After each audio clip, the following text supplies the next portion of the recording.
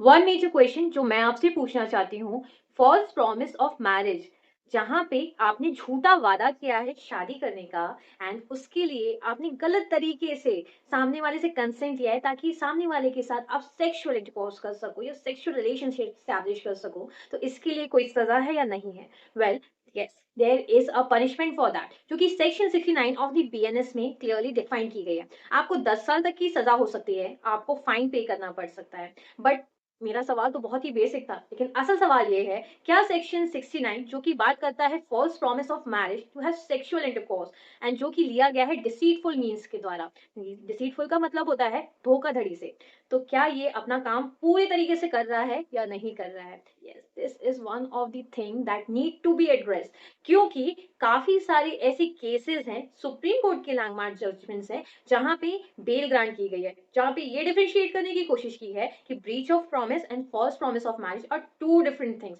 एक consenting adults के बीच में रिलेशनशिप स्टैब्लिश किया गया था, बट क्यों बनाया गया था सेक्शन 69 को? सेक्शन 69 को इसलिए बनाया गया था कि जहां पे एक लड़की के साथ सेक्सुअल हैरेसमेंट हो रहा है, सेक्सुअल अब्यूज हो रहा है, फॉल्स प्रॉमिस करके आप सेक्सुअल इंटरकोर्स करने की कोशिश कर रहे हो, वहां पे ये सब चीजें समाज में स्टॉप कर दी जाए। बट क्या ये चीजें स्टॉप हो रही हैं?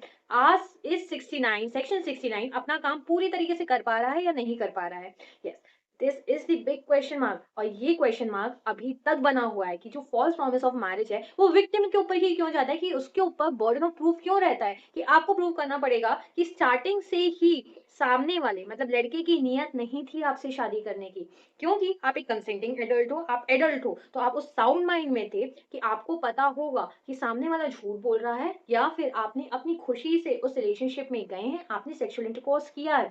This is one of the thing जो कि बहुत बड़ा ड्रॉबैक है सेक्शन 69 ऑफ द बीएनएस का।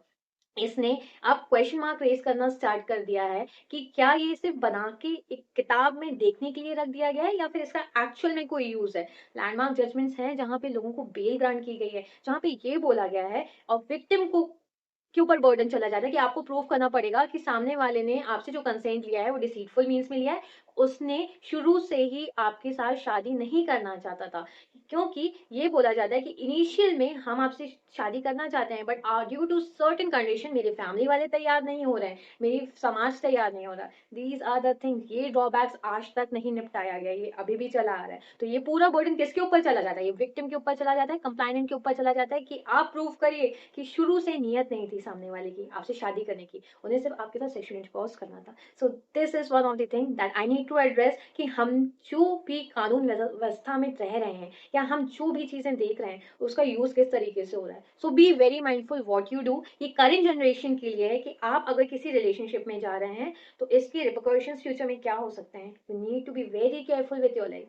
Stay tune with me with my channel lawyers life. आप मेरे चैनल को सब्सक्राइब कीजिए, वीडियो को लाइक कीजिए, इस वीडियो को ज्यादा से ज्यादा लोगों के साथ शेयर कीजिए। Bye everyone.